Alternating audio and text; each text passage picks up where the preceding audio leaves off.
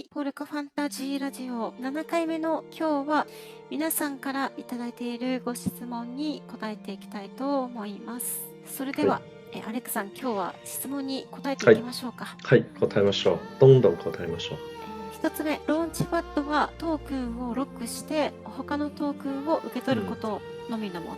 ステーキングの役割もするものがありますが、ポルカファンタジーのものはステーキングの役割をするのでしょうか。ステーキングは別なのでしょうか。そうですね。基本的に、ステーキングと、ファンディスパッドが一つの、なんていうかな、融合されたサービスというふうに提供させていただきたいと思って、例えば、ローンチパッドに、ステーキングがあって、そこで別のところでまたステーキングがあるんだったら、結構困難になるんじゃないかなと思いますので、最初の頃ですね、ステーキングはファンディスパッドで、行われるという感じです。はい。最初の頃というのは、後では他でもやるという意味。例えばコラボとか何かすることがあったら、他のとこでもステーキングを提供することが可能性としてはありますが、ということですね。ステーキングも、ローンチパッドでできますと。はい、そういう感じです。それでは次なんですけれども、はい。ローンチパッドでは、今後提携やコラボしていくゲーム関連のトークンを取り扱っていくのでしょうか。それとも、ゲームなど関係なく、さまざまなトークンを取り扱うのでしょうか。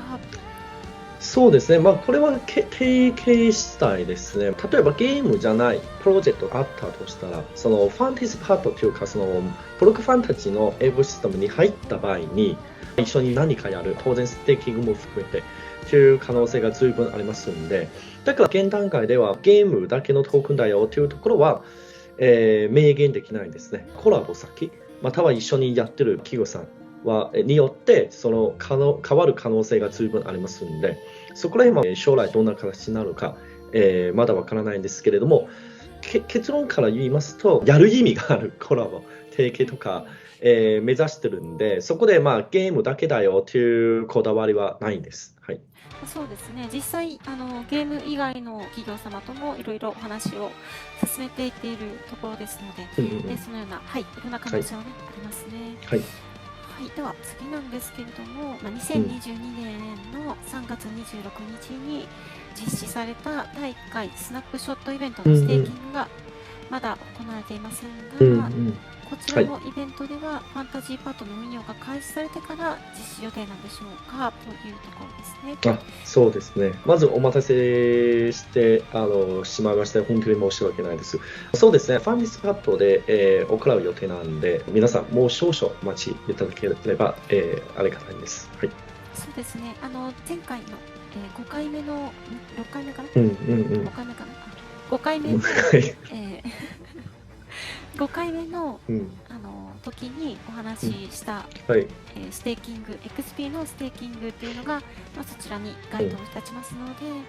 まずは、ファンタジーパッドのですね、運用が開始されて、その段階で細かいですねご案内とかをしていくことになると思いますので、お待ちいただければ幸いです。あと2つですね、答えていこうかなと思うんですが、ポルカファンタジーに直接関係なくてもいいので、アレックスやホーリューさんの雑談とか聞きたいですと。そうですね。できることなら、ポルカファンタジーの将来どういうふうにしていきたいとか、アレックスさんのパッションみたいなものを聞きたいです。そうですね。雑談はどんな雑談なのかちょっとわからないですけども、実は録画する前にですね、私とホールは僕のちょっと髪型について話したんで、今日ですね。そういうレベルの雑談は多分皆さん興味ないんで、ちょっとそこら辺は考えます。はい、考えてちょっと有意義な雑談をさせていただきます。はい。そうですね。ちょっと実際将来ポルカファンタジーをどういうふうにしていこうとしているのかというところですとか、実際も話していることもありますので、それもラジオでですね、今後お話しできればなと思いますね。はい、よろしくお願いします。では最後のご質問ですね。ご質問というか、一つ、ECG の、今のですね状況とかの、内容なんですけれども、仮想通貨支払い、報酬支払いの乱高下を嫌って、BCG プラットフォームの改革が、変革が起こっており、昨今の BCG はメタマスク不要、仮想通貨の知識不要な感じのですね、プロジェクトが、マーケットプレイスでの NFT の販売を中心とした新しい BCG プラットフォームに移行しつつありますと。これから開発されるなら、最新の BCG ゲームの動向をしっかりと注視してほしいですというコメントがあったんですが、これちょっとかなりですね、アレックス深いですね、これ。ですね、ちょっと話したいことですね。結論的には、我々はこのやり方はやらないという方向性で今動いてますが、それにも理由がありますので、ちょっとアレックス話していただきたいかなと思います。そうですね。これ結構面白い、話というか話題ですね。要するに、当然今の BCG がいろんな形がありますんで、最近出たBCG の中で、完全にメタマスク不要とか、または仮想通貨の知識が不要とか、そういう、ゲームもあるんですね。それはすごく素晴らしいことだと思いますが、厳密に言いますと、ブロックチェーン上でNFT の管理、誰が管理するというのも、一つの、なんていうかな、分かれ道というか、自己管理だと必ず、ウォレットを使わなきゃいけないんですね。これはゲームで提供するウォレットか、またはメタマスクか、そういういろんな、やり方があるんですけれども、で、今まではいろんなゲームが、メタマスクとか使って、そこでNFT、自己管理というところですね。当然、中央管理というところで、本当に取引所みたいに、全部の NFT を取引所みたいに、ゲームのウォレットに預けるという手段もあるんですよ。一部のゲームは今そういう、やり方を使ってて、これはまさに取引所に置いてるイーサとか、ビットコインとか、またはポルカドットとか、そういう感じなんですね。変な話、何かあったとしたら、自己管理ではないんで、本当にゲームの運営、またはゲームのセキュリティに、信用しなきゃいけないというところがあるんですね。何かあった時に、NFT をなくなったら、本当になくなるんですよ。で、皆さんご存知だと思うんですけれども、いくらすごい、取引所でもハッキングされる可能性十分ありますんで、もう一つの問題点があるんですよ、実は。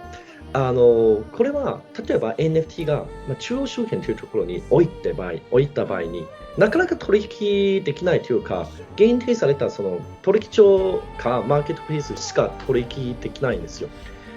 それはいいところもあるんですけれども、デメリットもあるんですね。要するに他のいいマーケットプレイスとかで取引できないんで、それなりのデメリットもありますね。だからいろんなバランスを取らなきゃいけないんで、